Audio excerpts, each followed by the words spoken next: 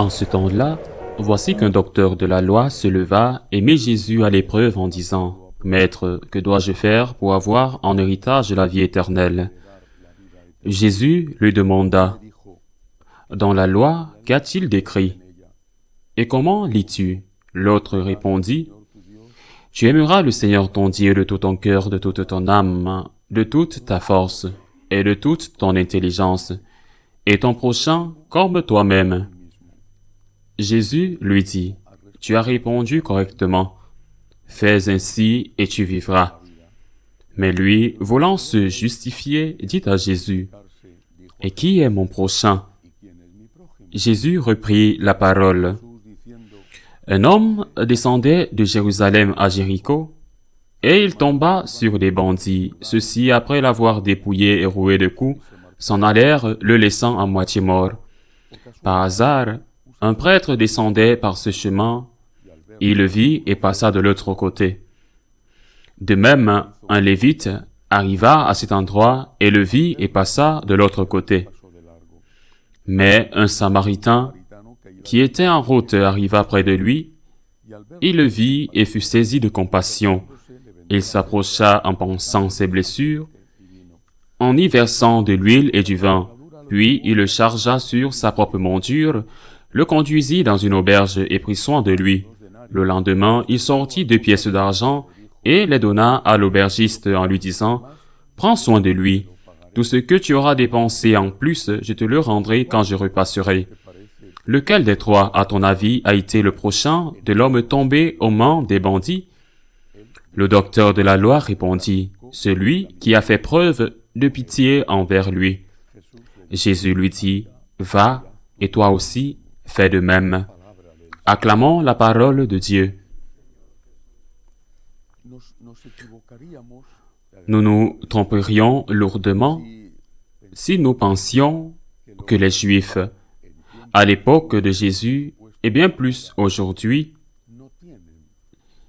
n'avaient pas un sentiment de miséricorde et de charité qui va au-delà du respect des exigences fondamentales de la loi de Moïse, des 10 commandements, pour les Juifs, mais aussi pour les musulmans, et je suppose qu'il en va de même pour les bouddhistes et bien sûr pour les athées, ce sentiment de charité, d'aller au-delà du minimum requis, existe. Il serait injuste et ce serait le fruit de l'ignorance de penser que ces grandes religions, je ne sais pas si toutes les religions sur terre, mais même ceux qui ont la religion de l'absence de Dieu, les athées n'ont pas ce sentiment de charité. Il est lié à la nature humaine, du moins chez certains membres de l'espèce humaine. Quelle est donc la différence entre le juif et le chrétien de l'époque? Quelle est la différence? Il est très important de comprendre cette différence. Le Seigneur donne des exemples dans la parabole du bon samaritain.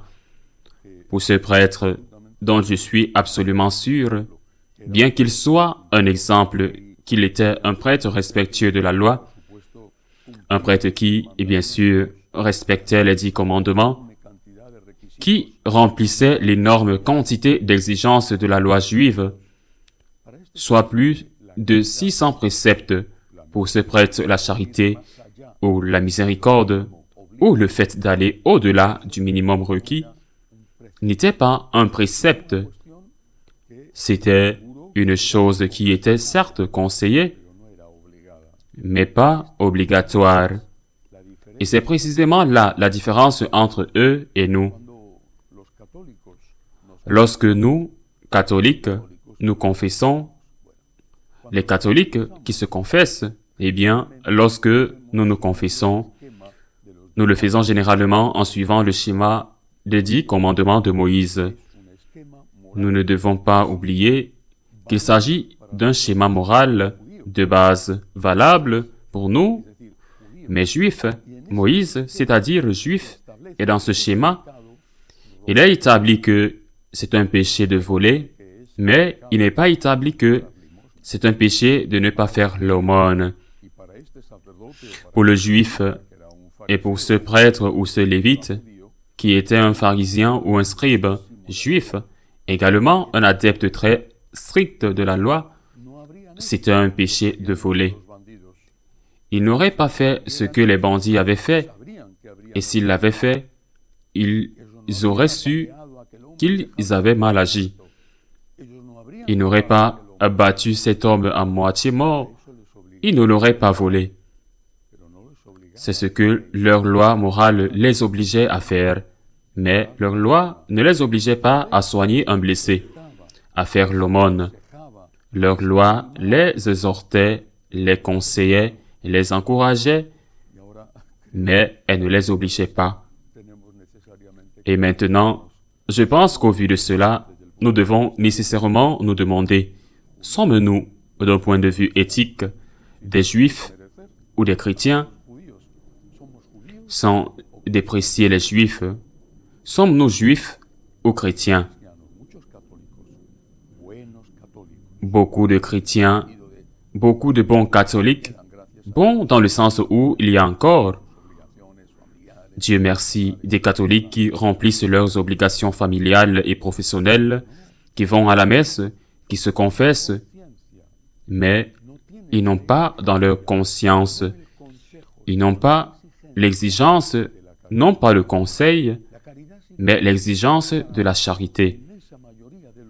La charité est encore, pour la grande majorité des bons catholiques, une option.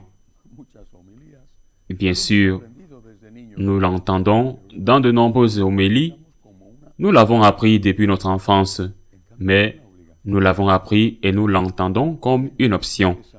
Mais c'est une obligation. Qui examine sa conscience et qui se confesse pour le bien qu'il n'a pas fait? Nous examinons notre conscience, nous nous examinons nous-mêmes, nous nous confessons pour le mal que nous avons fait.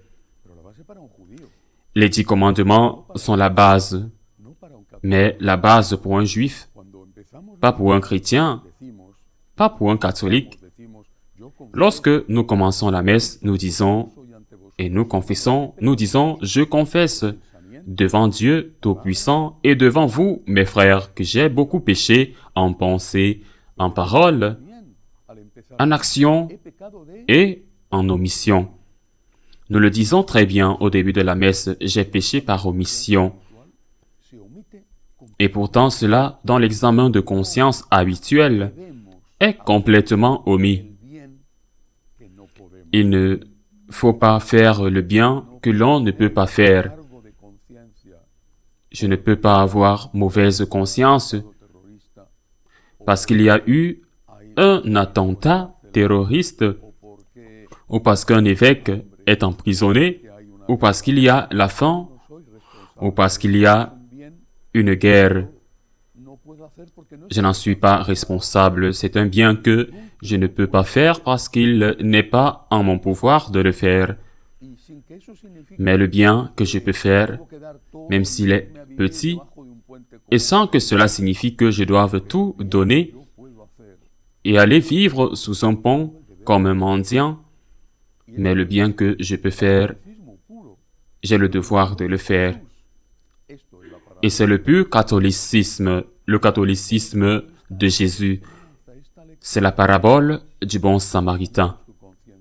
Apprenons-nous donc cet enseignement, cette leçon.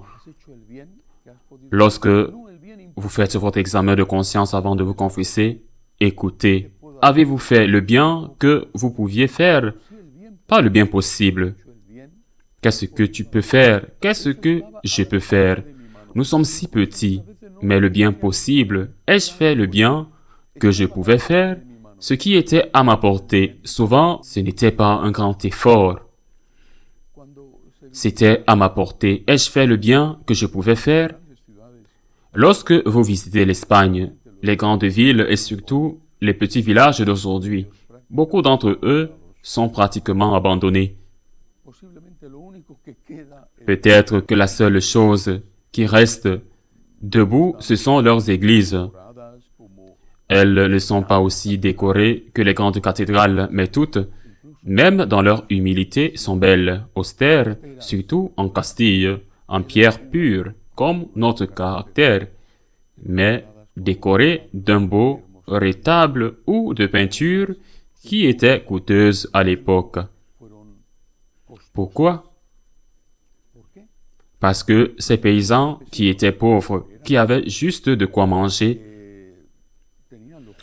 le petit lopin de terre, leurs vaches, leurs moutons, leurs poules, leurs porcelets, ces paysans savaient qu'ils avaient le devoir d'aider l'Église dans ses besoins, le devoir d'aider leurs voisins dans le besoin, et ils savaient qu'il y avait une loi qui venait de leur foi et qu'ils acceptaient, c'était de donner la dîme.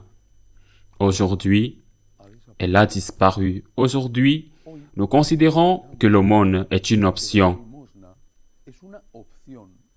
qu'aider les pauvres ou aider l'Église, ou aider un membre de la famille qui a des difficultés, ou aider un ami. Et je ne parle pas seulement d'argent, mais plus important encore, de temps.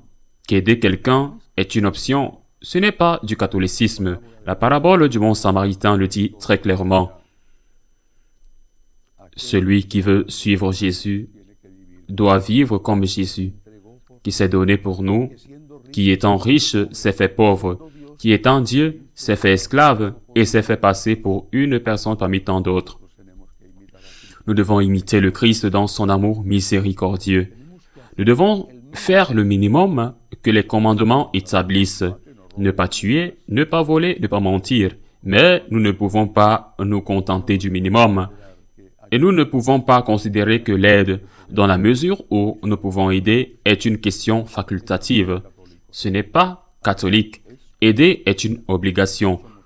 Nous sommes catholiques, et pour nous, aimer notre prochain est un devoir, et non pas une belle chose que fait un héros, mais quelque chose que nous devons tous faire au mieux de nos capacités. Ainsi soit-il.